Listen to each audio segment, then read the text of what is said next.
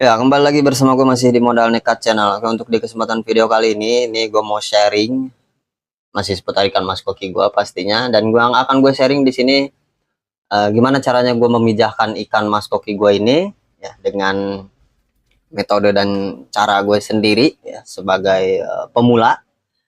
Yang bisa dibilang ini tingkat keberhasilannya sih 70-80% lah. Ya lumayan lah untuk sekelas pemula kayak gue ya. Dan mungkin teman-teman juga yang masih pemula, masih awam kayak gue lagi cari referensi mau mijahin ikan mas kokinya. Ya barangkali di video gue kali ini ada beberapa hal yang bisa teman-teman contoh, bisa teman-teman ambil ya silahkan ya. Mudah-mudahan ini bisa menjadikan referensi. Dan di sini gue juga akan sharing sekaligus cara gue memberi pakan urayak ikan mas koki ini dari mulai menetas sampai ke usia 1 bulan. Oke, tanpa berlama-lama lagi, ini dia, silahkan disimak videonya.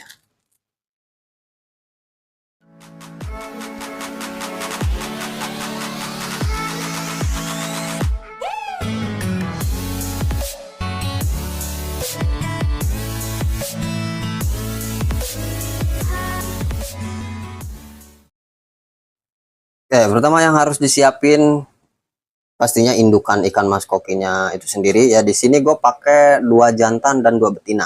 Ya, jadi perbandingannya 1:1 atau 2:2. Ya pokoknya ini jumlah jantan dan betinanya sama untuk perbandingannya.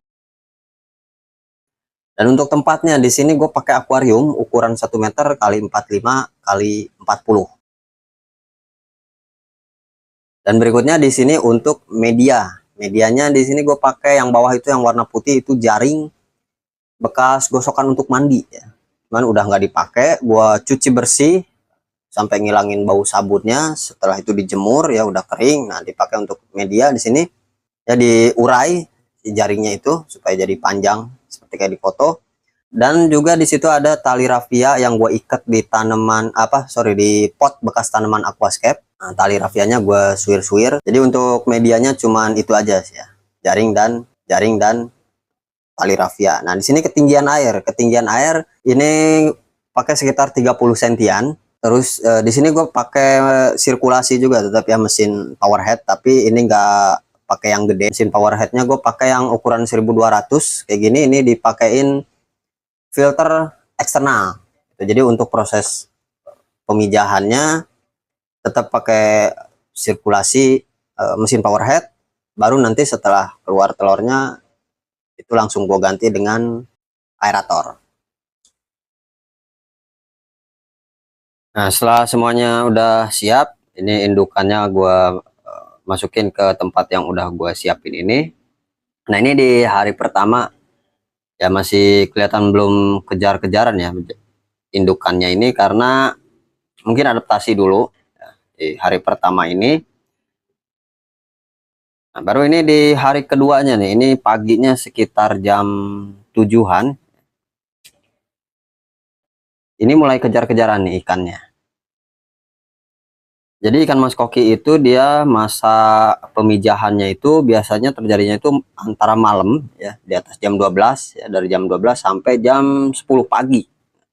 Dan kebenaran ikan-ikan gue ini dia nggak nelornya itu malam gitu, tapi pagi. Jadi alhasil ini bisa sambil gue awasin gitu. Nah, karena ikan mas koki ini kalau lagi nelor begini ya, maksudnya kalau udah ngeluarin telur itu harus buru-buru, nanti setelah selesai itu diangkat indukannya, dipisahin. Karena kalau nggak buru-buru diangkat, nanti telurnya akan dimakan lagi sama induknya ini.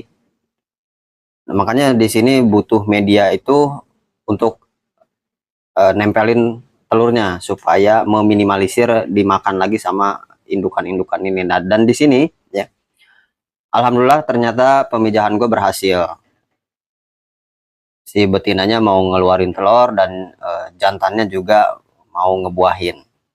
Nah, ini masih proses kejar-kejaran, masih gua tunggu, masih gua awasin.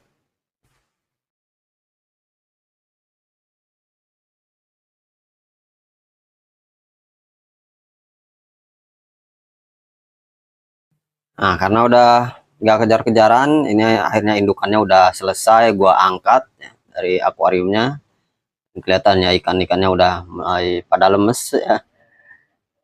Nah, dan ini hasilnya ya, teman-teman bisa lihat untuk telur-telurnya ini nempel di jaring, terus di tali rafianya juga, ada yang di dasar juga banyak. Cuman mungkin ini nggak begitu kelihatannya karena kalau telur itu di hari pertama yang baru keluar ya kelihatan semuanya bening. Tapi nanti di hari kedua, nah itu biasanya mulai itu kelihatan mana yang akan jadi, mana yang gagal netas. Karena nggak semua telur ikan koki yang dikeluarin itu pasti bisa menetas semua, itu pasti ada yang gagal juga. Nah kalau yang gagal gitu biasa di hari kedua itu kelihatan berubah warnanya, udah jadi putih putih kayak apa ya, kayak beras gitu, jadi lebih putih putih susu lah. Kalau yang mau netas itu dia bening dan ada bintiknya matanya. Nah ini karena udah ngeluarin telur indukannya, mesinnya langsung gue ganti, gue angkat. Nah, di sini gue ganti pakai gelembung aerator aja sampai nanti telurnya ini netas.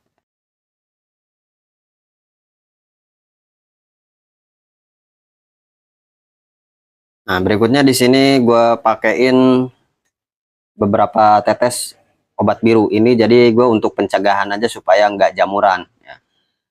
Soalnya kan seperti yang tadi gue bilang ada telur yang kemungkinan gagal menetas, ya, yang nggak jadi, ya, jadi burayak. Nah itu nantinya biasanya dia akan jadi putih susu, terus lama kelamaan akan membusuk. Nah kalau itu dibiarin ada potensi itu bisa nimbulin jamur. Nah untuk mencegah jamur ini gue kasih obat biru ini ya, untuk ukuran akuarium segini gue kasih 5 tetes.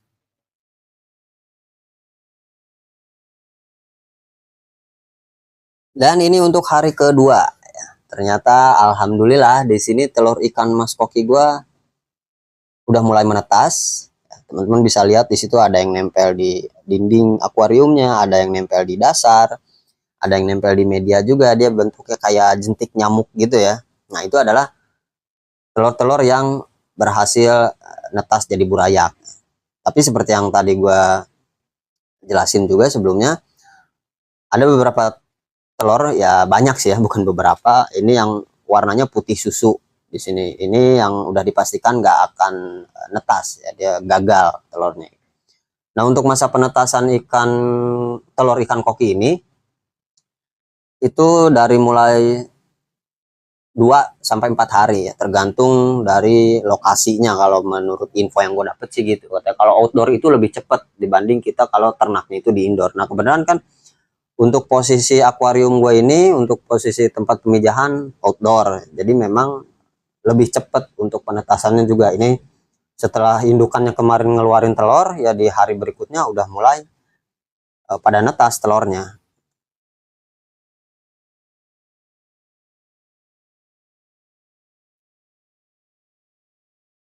Lalu ini hari ketiganya. Nah di sini teman-teman bisa lihat burayak-buraknya ini sebagian udah mulai belajar berenang ya. Jadi udah mulai berenang-berenang sebagian, tapi sebagian masih banyak juga yang masih pada nempel di dinding, di dasar, di media ya. Ya belum semuanya lah ya, burayaknya bisa berenang.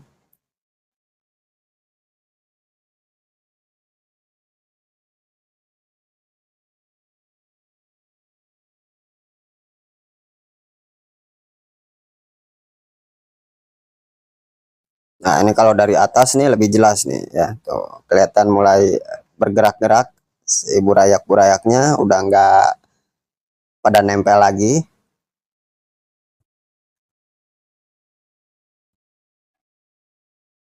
Nah ini gue tunggu semuanya sampai burayaknya ini bisa berenang semua ya, terutama yang di media itu udah pada bisa keluar semua. Nah, dan ini di malam harinya nih, mau menjelang besoknya hari keempatnya ya. Ini malamnya yang berenang-berenangnya nih makin banyak ya, bisa dikatakan sih ini udah semuanya ya, udah hampir semua lah. Burayak-buraknya udah bisa berenang.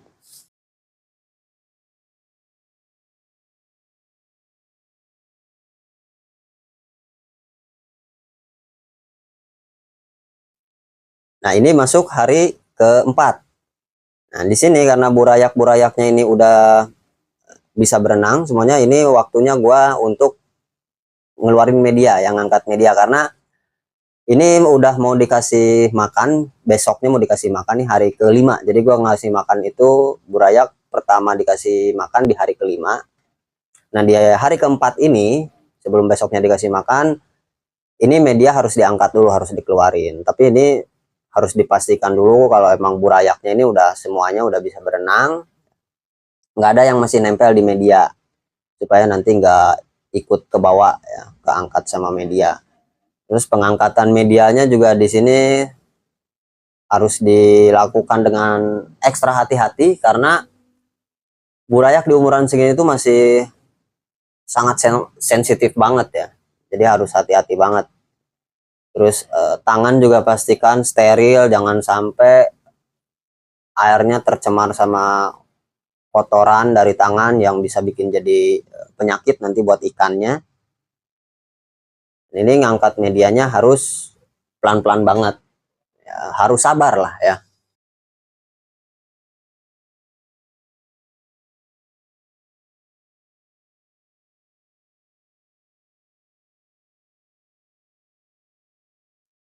Dan setelah medianya ini diangkat semuanya, ini gue kasih lagi obat biru 3 tetes di sini tuh, karena tadi saat ngangkat media itu kan ada kotoran, terutama kotoran yang telur-telur yang nggak jadi itu ya, ikut ke apa ya, keaduk-aduk gitu ya sama tangan saat ngangkat media. Nah, khawatirnya kotoran-kotoran itu nanti yang akan jadi bakteri. Jadi di sini ya, untuk pencegahan lagi gue tambahkan obat biru lagi, cukup 3 tetes aja.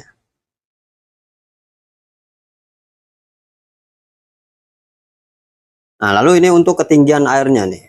Sebelumnya ini garisnya nih ya, batasnya yang pertama, tinggi air segini. Ini sekarang gue sisain cuma sejengkal aja, atau kurang lebih ini 20 sentian. Sama di situ untuk aeratornya juga gue ganti dengan yang 2 cabang. Harusnya ini waktu gue ngurangin air tuh saat ngeluarin indukan sama mesin power head ya, tapi gue kelupaan. Jadi ya baru sekarang gue kurangin. Dan ini gue kasih tanaman air juga ya, apu-apu sebagai suplai oksigen tambahan ya. Nah, sekarang adalah proses pemberian pakan pertama untuk burayak-burayak ini. Nah, di sini gue pakai kutu air nih. Ini gue beli sekantong begini, harganya 5.000 ya di toko ikan hias yang jual pakan juga. Nah, jadi caranya ini kutu airnya ini gue pindahin ke toples ikan cupang. Nah, ini udah gue pindahin. Terus si kutu airnya ini dikasih obat biru lagi ya, setetes aja. Oh ya, untuk obat biruku sendiri yang gue pakai di sini, ini mereknya merek Bleed Itch, obat untuk white spot ya. Tapi bisa juga untuk penyakit jamur lain dan juga untuk pencegahan ya di sini. Nah, ini gue kasih cukup 1 tetes aja untuk kutu air segini ya. Ini ditunggu sampai larut dulu obat birunya ini ya, 15 sampai 20 menitan lah. Setelah obat birunya ini larut, baru kita kasih kutu airnya ini ke burayak-burayaknya. Jadi di sini langsung gue tuang aja semuanya. Jadi ini sekali tebar gitu aja kutu airnya, nggak sedikit-sedikit jadi gue ngasihnya. Nah, setakaran ini, sekantong plastik tadi ini, sekali kasih makan untuk di hari pertama ini bisa kuat sampai 3 hari. Baru kemudian nanti setelah 3 hari itu udah kelihatan habis. Gue lakukan dengan cara yang sama juga, tapi nanti ini bertahap gitu. Kalau yang pertama ini kuat sampai 3 hari, kalau berikutnya itu 2 hari udah habis. Nah, setelah itu kasih lagi dengan takaran yang sama juga ya, lama kelamaan akan terus meningkat sampai untuk takaran sekantong plastik tadi itu cukup hanya untuk sehari langsung habis gitu. Itu gue lakukan terus selama 2 minggu. Jadi pemberian kutu air dengan cara seperti ini gue lakukan selama 2 minggu, dari mulai 3 hari, 2 hari sampai setiap hari. Nah, setelah nanti 2 minggu burayaknya itu udah bisa makan cacing sutra, baru gue ganti cacing sutra sampai umur sebulan atau 2 bulan lah ya. Setelah itu baru nanti diganti dengan pelet. Oh ya, untuk airnya di sini air nggak gua ganti dari pertama netas sampai 1 bulan ya. Baru nanti setelah 1 bulan air diganti sekalian akuariumnya dikuras. Ya, dan inilah untuk anakan ikan mas kokinya setelah 1 bulan usianya ya, setelah udah bisa makan cacing sutra. Nah, di sini akuariumnya udah gue bersihin, airnya juga udah gue ganti, terus ikan-ikannya juga di sini udah gue bagi-bagi. Tapi belum disortir sih ya. Bisa kelihatan itu ukurannya ada yang masih kecil-kecil, ada yang udah lebih gede gitu. Tapi di sini gue pisah-pisahin dulu aja, maksudnya dipisah-pisah ya, dibagi-bagi dulu gitu ya. Jadi nggak di satu tempat dengan tank ukuran hanya 1 meter gitu, karena terlalu padat, kasihan.